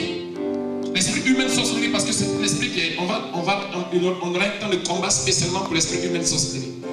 Un démon, un esprit humain de sorcellerie ne peut pas quitter une famille A pour aller intervenir comme ça dans une famille B. C'est pas possible. Parce que les lois spirituelles ne nous donnent même pas la possibilité de le faire. Mais il faut, s'il doit le faire, entrer en accord spirituellement par les familles. Donc il y a des accords entre les familles. Vous comprenez? Sinon le démon va se manifester dans la famille A parce que spirituellement, il est dans cette famille, donc par les liens de sang. Ils appellent les personnes par le lien de sang. La Bible dit sans effusion de sang, il n'y a pas de pardon. Le sang représente la vie, voyez? Donc aussi les démons se manifestent aussi par les principes de sang. Gloire à Dieu. Dieu dit à Abraham, ta descendance sera bénie. Donc tous ceux qui sont venus de toi seront bénis. Physiquement comme spirituellement ils seront bénis. Amen. Gloire à Dieu. Gloire à Dieu. Amen. Donc l'origine, le père idolâtre, la mère idolâtre. Donc, Jérusalem, ils sont dans l'idolâtrie. Il n'y a pas d'autre raison. C'est ce qui est vrai. Amen. S'ils sont idolâtres, parce que les parents eux-mêmes sont idolâtres. Si le monsieur ou la femme est nerveux, c'est parce que dans la famille, il y a un caractère difficile qui est là. Il y a soit un esprit, un démon guerrier qui est quelque part et qui maintient le caractère de cette personne. Il faut briser cette entité maléfique satanique. Et le caractère de la personne représente la porte d'accès. Donc quand il y a la colère en nous, on doit tout faire pour être délivré de la colère. Parce que c'est ça, la porte d'accès satanique. De toute façon, moi je ne change pas, c'est mon caractère. Moi, soit tu m'acceptes mon caractère ou bien tu m'acceptes pas. Moi, ça c'est le diable, c'est le mensonge du diable. Notre caractère doit être transformé. Et c'est biblique, amen. C'est biblique. La Bible dit nous sommes renouvelés. Amen. Donc notre vieille nature en nous qui est rattachée à beaucoup de choses doit être transformée. Et écoutez bien maintenant, écoutez bien. Et il dit, par ton origine et ta naissance, tu es le pays de Canaan. Vous savez Canaan c'est quoi? Canaan c'est terre là où coule le quoi? Le lait et le miel. Canaan c'est là où coule le lait et le miel. Mais regardez ce qui s'est passé. Canaan, là où il y a le lait et le miel, il y a des forteresses, il y a des barrières maléfiques, sataniques. C'est là où il y a plus d'idolâtres. Là où il y a le lait et le miel, c'est là-bas il y a les fils d'Anak, il y a les Amalécites, il y a les Jébusiens, il y a les Ammonites, il y a les Jébusiens, il y a quoi encore, les Amoriens, toutes les nations païennes idolâtres qui pratiquent l'occultisme, la sorcellerie, la divination, toutes sortes de libations, des choses abominables se font là-bas. Et c'est là-bas il y a le lait et le miel. Pourquoi? Parce que depuis les origines, il y a une malédiction. En fait, Canaan, l'histoire de Canaan, c'est quoi? Cette terre Canaan. 2000 ans avant, il y a un homme, selon Genèse chapitre 8, chapitre 9, Noé qui avait des enfants, 3 enfants. Et Noé, la Bible dit un jour, il a bu le vin, il est content, ivre. Et puis il est venu. Et qu'est-ce qui s'est passé dans la maison? Son fils allait et a vu quoi? Et qu'est-ce qu'il a fait? Il allait dire à ses frères, venez voir quelque chose. Venez, il y a une découverte. Venez voir. Venez voir notre papa. Ils sont venus, qu'est-ce qu'ils ont fait? Qu'est-ce qui s'est passé? Quand ils ont entendu ça, la Bible dit les deux ont pris un manteau et sont allés par derrière. Ils ont mis le manteau sur, si c'est tombé sur lui ou c'est pas tombé sur lui, en tout cas ils ont mis. Et puis, ils sont partis. Qu'est-ce qui s'est passé? Après, donc l'état d'ivresse, Noé qui est le père, c'est quelqu'un père. C'est pour cette raison qu'il faut toujours respecter nos pères. Il faut respecter le papa. Au même titre, il faut respecter la maman. Respecter le papa, c'est une bénédiction. Respecter aussi la maman, c'est une bénédiction. Quand tu ne respectes pas ton papa, il y a une malédiction qui suit. Quand tu ne respectes pas ta maman aussi, il y a une malédiction qui suit. Que ton papa soit chrétien, qu'il ne soit pas chrétien. Que ta maman soit chrétienne, qu'elle ne soit pas chrétienne. Le fait qu'il y ait une désobéissance quelque part, que la maman ou le papa n'est pas content, et il y a une malédiction. Et s'il y a une raison valable, quand la personne prononce une parole, ça nous touche, ça nous affecte. Parce que la Bible dit une malédiction sans cause et sans effet. Et tu as maudit, mais tu as maudit pour rien, parce qu'il n'y a même pas quelque chose qui te pousse à maudire. Vous voyez? L'enfant assis comme ça, simplement, il a sa tête. À cause de ça, tu ne vas jamais réussir. Ta tête ne montre que tu ne vas pas réussir. L'enfant assis tranquillement. Une telle parole n'aura pas d'effet sur l'enfant. Il t'a rien fait. Ta tête, c'est la disposition de la tête seulement qui... Voilà. Donc c'est une parole sans effet. Et quand la personne est chrétienne, hein, quand ce n'est pas un chrétien, c'est dangereux parce que ça peut avoir des effets. Parce qu'il n'a aucune protection de lui. La parole, une malédiction sans effet n'a aucune influence dans le cas où la personne est chrétienne. Vous êtes d'accord avec ça? Voilà. Donc, qu'est-ce qui s'est passé? Noé a maudit. Il a béni les deux hommes qui n'ont pas vu sa nudité parce que c'est un père. Malgré qu'il a connu une faiblesse, malgré qu'il a bu, mais il est après revenu en lui-même. Il a toujours son autorité grise. Il a toujours sa position de chef de famille. Maintenant, il dit, bon, qu'est-ce qui s'est passé? Au moment où je ne me sentais pas trop bien. On dit, voici ce que l'autre a dit de toi. En bon, Charles, viens.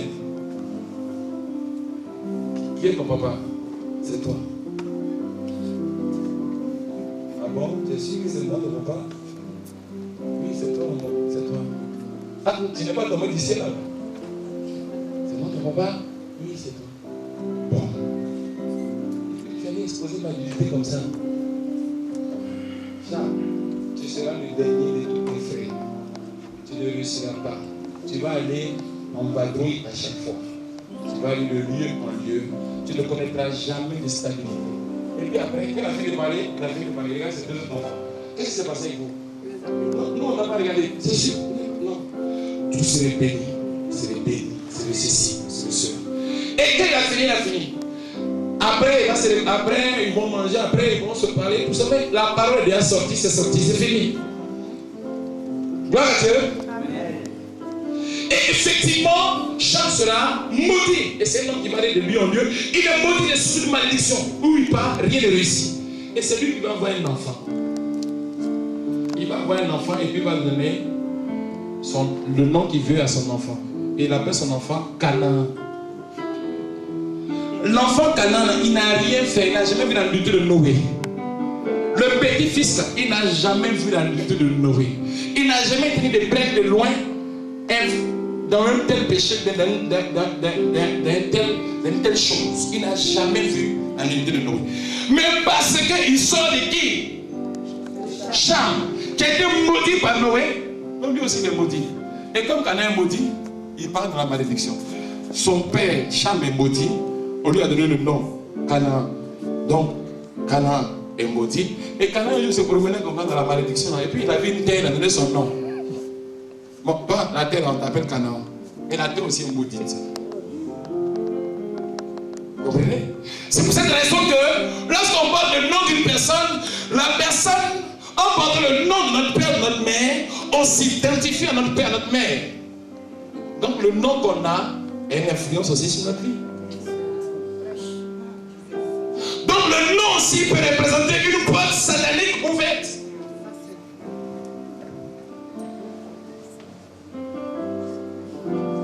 C'est clair, non? Amen. C'est le principe biblique, on ne l'a pas inventé. C'est biblique. C'est pour cette raison que tous les noms qui sont donnés dans la Bible sont des noms qui ont un sens. Ézéchiel, ça veut dire Dieu fortifiera. Et quand on regarde le ministère d'Ézéchiel, c'est un ministère de restauration pour fortifier le peuple, parce que c'est un moment où le peuple est en déportation. Jésus, ça veut dire Dieu sauve. Effectivement, Dieu a utilisé Jésus pour sauver son peuple. Donc le nom a une signification. Tiens, tu t'appelles comment? Et le nom, ça veut dire marigot. Il faut prier pour que le marigot soit brisé dans ta vie. Au nom de Jésus. Le nom veut dire la lionne. Il faut prier pour que les caractères de la lionne te libèrent. Au nom de Jésus. Le nom, je ne dis pas le prénom. Hein. Le prénom veut dire quelque chose aussi. Et puis le nom même. Le nom. Parce que c'est le nom qui nous rattache à notre famille. C'est pas ça? Voilà. C'est le nom, hein, pas le prénom. Le prénom, ça peut changer du jour au lendemain. Gloire à Dieu. Ça peut changer du jour au lendemain. Amen. Mais je parle du nom. Le nom de famille que tu portes. Ça veut dire c'est le nom de ton papa que tu portes. Même si ce n'est pas ton papa biologique, même si ce n'est pas ton papa biologique, c'est ton papa adoptif, le nom, le fait de porter, déjà même, il faut prier pour détruire. Même si tu ne connais pas le nom de ton papa biologique, parce que tu ne l'as pas connu. Mais Dieu, ton Père, Dieu te bénira. Amen. Il faut briser, il faut détruire l'influence de ce père biologique sur ta vie au nom de Jésus. Maintenant, le père adoptif, le père, si tu portes son nom, il faut détruire aussi. Parce que le fait de porter le nom d'une personne, on s'identifie à cette personne. Ça veut dire que spirituellement, on est en connexion avec cette personne. Donc, on ne porte pas le nom de n'importe, on ne porte pas le nom comme ça. Il ne faut pas donner le nom comme ça. Il y a des noms qu'il ne faut jamais donner à vos enfants. Dalila. Il ne faut jamais donner un nom comme ça à ton enfant. Dalila. Vous connaissez l'histoire de Dalila dans la Bible? Dalila, c'est la femme de qui? De Samson. Qu'est-ce qui s'est passé? Le secret de Samson, elle a tout fait pour que Samson Dieu donne son secret. L'autorité de Dieu, l'onction, la puissance de Dieu sur sa vie qui était rattachée à quoi? Ses cheveux. Et Dalila a pris ça pour aller l'exposer. Après, on a coupé les cheveux de qui? Samson. Et c'est là qu'il a été quoi? Aveuglé, tout ça, il a perdu l'autorité, mais Dieu va le relever à la fin de son ministère par la grâce de Dieu. Amen. Qui a fait ça? Dalila. Donc, il ne faut jamais donner Dalila à ta fille. Et le nom, on ne donne pas aux enfants. Amen. Les futurs mariés, on se suit. Voilà. Hein? Les mariés, on se suit. Hein? Futur mari, c'est-à-dire qu'il faut être marié d'abord avant d'espérer avoir des enfants. Voilà. Gloire à Dieu. Amen. Alors, il faut donner des tels noms. Il y a des noms qu'il faut donner à nos enfants. Hein? Les noms comme quoi? Quel nom on peut donner à un nom? Abraham. Il va connaître les preuves. Il sera béni, mais il sera pauvre. Quel nom? David. Ruth.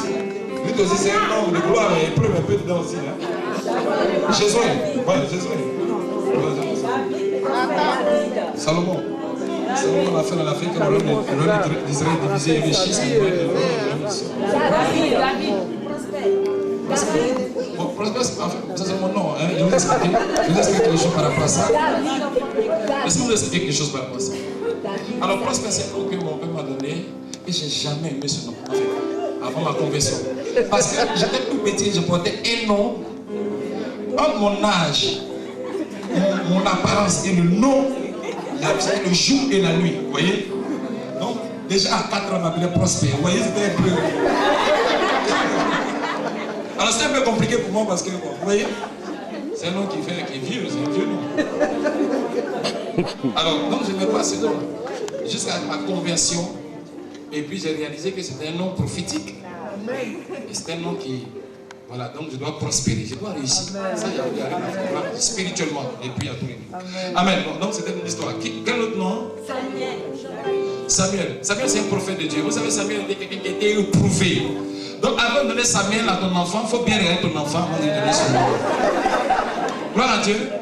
Samuel, c'était un prophète authentique. Tout ce que Dieu faisait, tout ce qu'il disait, Dieu accomplissait. Mais vous connaissez l'histoire de Samuel? Il est toujours en esprit. Alors il ne faut pas être donné. C'est-à-dire l'enfant vient faire comme ça, il te dit non, lui il est en train d'avoir des visions ici, dans l'esprit. C'est comme Ézéchiel, il ne faut pas donner le nom Ézéchiel comme ça. Hein? Parce que Ézéchiel, la Bible, il dit j'étais là, puis j'étais transporté en esprit. Ézéchiel, lui il est toujours transporté. Alors si tu donnes Ézéchiel à ton enfant, si tu dis non, va faire des devants, non, je suis en esprit là, je suis en esprit, il revient. Alors il est toujours en esprit. Donnez des noms des noms, et qu'il faut pas parce que c'est un nom biblique, il faut donner les noms aussi un peu dans notre temps. Hein? Voilà. Il faut pas donner Job. Marc, Matthieu, Luc, Timothée, le roi David. David à la fin, il est bon, mais après c'est bon. Gloire à Dieu. Voilà, donc il y a des noms qu'il faut donner à nos enfants. Ruth, c'est un bon nom, ouais, parce que Ruth, elle est entrée dans la promesse de Dieu. Le nom des femmes, là, les femmes, quel nom? Le nom biblique, non, c'est plus compliqué. Sarah, vous ne donnez pas trop ça. Sarah, envoyez en premier. Esther, voilà. Myriam, voilà. Myriam a occupé une position très élevée avec Moïse. Hein? Voilà. Qui d'autre? Naomi, voilà. Naomi, Sephora, voilà. Anna, Déborah, voilà. Déborah, voilà. Déborah, donnez Déborah. Qui s'appelle Déborah ici? Rebecca. Voilà, Déborah, voilà. Femme de foi. Le roi a démissionné. Elle dit, roi, tu démissionnes de moi avec le peuple. Elle part, elle donne la victoire à son peuple. Et puis elle vient dans l'humilité, elle part avec son roi pour triompher. Elle ne dit pas parce que c'est moi, attends, roi, non, c'est attends, ça c'est ma victoire. Vous voyez? Il y a des femmes, quand elles ont quelque chose, oh, tu es bon. Tu peux même pas tousser encore. Quand tu tousses un peu, comment tousser? À quoi de moi, tu vois? C'est un peu compliqué, mais. Tu veux? Non, ça, on fait jamais ça. C'est ça. Un moment. Quand tu es parti, tu te lèves et tu pars. Non, laisse-moi te dire. Écoute-moi bien. Quand tu veux partir, avec moi, je t'écoute. Mais notre prédicateur ne t'écoutera pas. Et il va t'ignorer, ça va te blesser. Je dis ça même pour tout le peuple. Hein? Quand un homme de Dieu prêche, même si à un moment, il y a ce qu'on appelle l'atmosphère spirituelle qu'il faut détendre pour libérer les gens, mais ça ne donne pas l'autorité chrétienne d'exposer la direction divine à l'homme de Dieu. Si tu te lèves, tu te lèves, tu pars, on force personne. Gloire à Dieu. Amen. Bon, j'étais à quel niveau? Ça m'a distrait. Voilà. Rebecca. Sipora. Voilà. Donc, les noms que nous donnons ont des répercussions spirituelles sur notre vie. Et donc, le nom peut représenter notre identité, donc une pression spirituelle ou une porte ouverte sur notre vie. Gloire à Dieu. Je ferme. Et puis, je vais tout droit pour qu'on puisse prier et gagner du temps. Il est seulement 5 mois. D'accord. Gloire à Dieu. Il est 5 mois. Ah, il est 5. Voilà, on a encore quelques, on a encore beaucoup de temps. Gloire à Dieu. Tout le monde suit ici. Gloire à Dieu. Amen. La parole de Dieu est puissante. La parole de Dieu change nos vies. Vous voyez? C'est important que toi-même tu saches comment pécher. Vous voyez? Si on te donne toujours de poisson, tu ne sauras jamais pécher. Et c'est comme ça quand on a un problème, pasteur, viens prier pour nous, je prie plus. Oui. Amen. Tu vas apprendre à prier. Amen. Amen. Amen. Voilà. C'est important. Il y a des moments où le pasteur va prier pour vous. C'est important. Il a la responsabilité du pasteur, il est là pour prier pour vous. Il vit pour prier pour vous. Amen. Mais il ne devient pas une béquille pour les chrétiens. Et un petit songe, pasteur. Finalement, ta vie chrétienne dépend de qui? Est-ce que tu as dit ça? Non. Le véritable chef de l'église, c'est qui? Jésus. Est-ce que Jésus, tu le vois toujours? Non. Mais tu crois en lui, non? Amen. Donc, crois que par ta foi, Dieu peut te bénir. Donc, tous les jours, le pasteur ne sera pas. Amen. Donc, quand on prend du temps à prêcher la parole, ce n'est pas une perte de temps. Voyez? Parce que ça nous enseigne et ça nous prépare à pouvoir marcher dans la victoire. Et ça nous apprend aussi à pouvoir prier nous-mêmes, à savoir comment on prie, à pouvoir faire bien orienter nos prières. Amen. Si un esprit qui te fatigue, tu n'as pas besoin de chaque fois chercher à rencontrer le pasteur. Mais quand tu auras une attaque, tu vas chercher à détecter la porte spirituelle par l'enseignement que tu as reçu. Et ça là, c'est compliqué. Amen. Amen. Amen. Amen. Voilà. C'est pour cette raison que Jésus a pris 3 ans et demi pour enseigner ses disciples. Afin qu'ils ne soient pas dépendants de lui totalement, mais qu'ils arrivent eux aussi à pouvoir exercer le ministère sur la base de la connaissance qu'ils ont. Mon peuple périt par manque de connaissance. Et ça, c'est dangereux. Aussi longtemps que le diable va nous maintenir dans l'ignorance, on sera toujours dans la défaite. Donc le nom, il faut prier toujours. À partir de ton nom, le nom de famille que tu portes, il faut prier pour détruire toutes les puissances, les forteresses maléfiques rattachées à notre nom, au nom de Jésus. Il faut détruire l'identité spirituelle à nos origines, d'où je sors. Je sors d'une famille, cette famille a telle pratique ou a telle coutume. Qu'est-ce que je fais quand je prie dans le combat spirituel? J'appelle le nom de mon père, j'appelle le nom de ma mère. Je dis le nom et je proclame que toute identité satanique, maléfique, rattachée au nom de ma mère ou au nom de mon père, cette identité satanique ou maléfique est brisée au nom de Jésus. C'est pour ça qu'il dit, la Bible nous dit, c'est pour cette raison que la Bible nous dit, le cordon n'a pas été brisé. Ça veut dire que par les origines, le cordon n'a pas été brisé. Et comme je vous explique, le cordon, c'est ce qui nous relie à la maman, au bébé à la maman. Amen. Donc spirituellement, si les malédictions n'ont pas été brisées, on est chrétien, mais on a des cordons qui nous rattachent. C'est comme un lien. Tu marches dans la vie chrétienne, il y a des choses que tu peux toucher, tu peux réussir. Et il y a d'autres domaines qui sont maintenus, maîtrisés par l'ennemi. Pourquoi? Parce que spirituellement, il y a quoi? Il y a une porte satanique qui est ouverte. Et l'ennemi à tout moment a accès à ta vie. Quoique nous sommes enfants de Dieu, mais nous sommes influencés. Il y a des hommes et des femmes, il y a des personnes qui pensent que parce que les chrétiens ne peuvent pas être possédés par des démons. Mais c'est faux. Parce que la Bible dit que Jésus a chassé le démon de cet homme dans le temple. Quand il a commencé son ministère, il a chassé le premier démon qu'il a chassé dans un temple. C'est à l'église. Il y a quelqu'un à l'église. Temple. Ce n'est pas dehors, c'est dans le temple. Et ce homme était dans le temple à chaque fois. Tous les scribes étaient là. Tous les scribes, tous ceux qui connaissent la parole de Dieu étaient là. Mais cet homme était possédé. Ça veut dire qu'on peut être enfant de Dieu, peut être possédé par des démons. Parce que spirituellement, il y a une porte accès dans notre vie. Et les démons viennent. Maintenant, quand on prie pour la délivrance d'une personne, qu'on chasse les démons, qu'est-ce qui se passe? Les démons partent. Mais la Bible nous dit, lorsque la personne est parlée, ornée, les démons reviennent. La Bible dit quand un démon est chassé, il part dans les lieux arides. Et lorsqu'il revient après, il dit quoi? Il dit, il reviendrait dans la maison là où j'étais chassé. Et si la maison est parée, ornée, la Bible dit, cette fois-ci, il ne vient pas seul. Il vient avec cet esprit plus méchant. Et la situation de cette personne, la Bible dit, est pire qu'auparavant. C'est pour cette raison que Dieu m'a donné de m'apprendre quelque chose. Je ne serai pas pressé à prier pour la délivrance d'une personne. Si la personne ne désire pas profondément la délivrance, ou si la personne, je ne sens pas dans la vie de cette personne un réel désir de délivrance. Sinon, quel est le problème? On expose cette personne en priant pour sa délivrance, les démons partent. Mais quand la personne n'a pas réalisé véritablement le sens de la délivrance, que la personne pense que la délivrance c'est un plaisir, parce que le pasteur a reçu une grâce dans le domaine de la délivrance, il va venir crier 6 mois à chaque fois, mes démons seront chassés. Et puis, je vais vivre comme je veux, ou bien je vais faire ce que je veux, ou bien je quitte l'église, je finis de faire. Quand j'ai lancé le programme sur la délivrance, je me rappelle, quand j'ai lancé le programme avec le responsable, quand j'ai lancé le programme sur la délivrance, 3 mois, l'église était pleine. On a fait les signes prophétiques, tout ça. Les cultes, les dimanches remplis. Mais Dieu a venu du ministère. Je n'ai pas encore réalisé. Je viens d'arriver, je ne sais pas encore. Je ne connaissais pas encore bien prier. Amen. Dieu a donné un enseignement. Oui, l'enseignement ne commence pas à l'école biblique, on te donne non, c'est la pratique. Ah, non, l'autre commençait à penser de non, on contient pas, on est.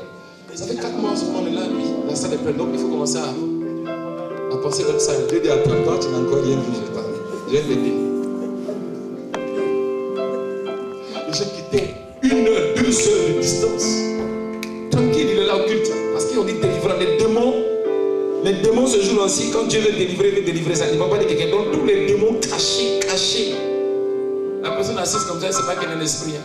Le Saint-Esprit pousse. Ça va? Touche. Délivrance. Donc, il y avait une telle onction de délivrance. De miracles, de bénédictions. Des gens qui ne travaillent pas, Dieu les a bénis. Il y a une sœur qui ne travaille pas. Ça veut dire que Dieu l'a bénie. Elle a une promotion d'un milieu vraiment béni. Après, il ne la voyait plus. Elle est partie, elle ne vient plus. Elle est au travail. Après, ça chauffait là-bas. Le diable a mélangé tout. Elle a pris le travail. Elle est venue encore. Elle était bénie. Le travail, elle est partie. Il ne la voit plus. Quand elle a dit, papa, ça c'est un seul cas, ça c'est rien encore, ça n'a rien à voir avec les cas, de nombreux cas, papa. Oui, de nombreux cas, papa. Si Dieu ne nous appelle pas au ministère, quand tu regardes ça, tu as envie d'abandonner l'œuvre de Dieu. Tu jeûnes, tu te casses la tête, tu pries quand c'est telle chose. Tu peux faire cette onction. C'est pas onction, c'est pas lui. C'est le mot de tête. On ne va pas parler ici, j'ai fièvre. Ou même migraine, mais ça ne pas parler. Tu as mal. Tu peux faire cette onction. C'est pas onction, c'est une maladie. La personne est guérie, libérée. Pour t'aider un peu, pour te consoler un peu, faire deux cultes. Quand même.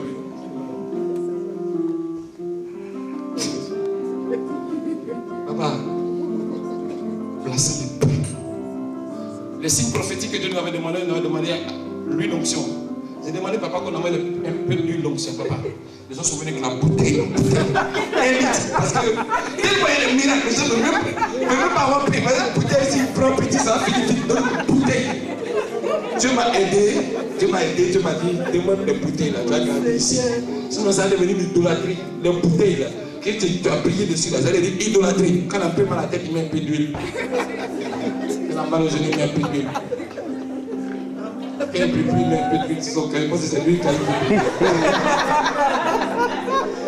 Chrétiens, ils sont terribles. Tiens, les chrétiens, terribles. Chrétiens, ils sont spécialistes. Donc, non, c'est. Mais, regarde comment Dieu a donné son peuple dans le désert. On est pareil, comme Israël. Dieu me regarde son peuple et dit, mais ça c'est un peu. Dieu me regarde dans le désert et dit, mais vraiment, il est jamais un peu comme ça. Ils ont vu tous les miracles, tout. L'eau sort du rocher, l'eau des miracles, et même ils ont vu la mer comme ça, divisée. Un peu de preuve. Moïse, nous on était en Égypte, on mangeait concombre, on mangeait frites, on mangeait hamburger, on mangeait. Voilà. Tout ça. Tu nous envoies des 40 domaines à Malte. Moïse, c'est quelle nourriture ça? Vous êtes libres. Vous vous plaignez encore. Comment c'est compliqué les ministères? Et Dieu m'a délivré pour qu'il réalise que ce n'est pas la foule, mais c'est la prédication de la parole de Dieu. Prêche la parole de Dieu. Les signes et les miracles, ça vient à tout moment. Mais ne regarde pas à ces choses-là. Parce que le ministère, ce n'est pas seulement ça. Le ministère, c'est la prédication de la parole de Dieu. Maintenant, les miracles et les signes sont des choses que Dieu nous donne dans sa grâce. Il y a eu 3000 personnes qui suivaient Jésus. 2000 personnes, une foule. Quand il s'est trouvé à la mort, il y a combien de personnes? Très peu de personnes. Quand après sa mort, ils ont tous, même les disciples ils ont cherché. Tout le monde. Tout ce que, ah non, Jésus c'est mon gars, Jésus c'est mon. Non, Jésus.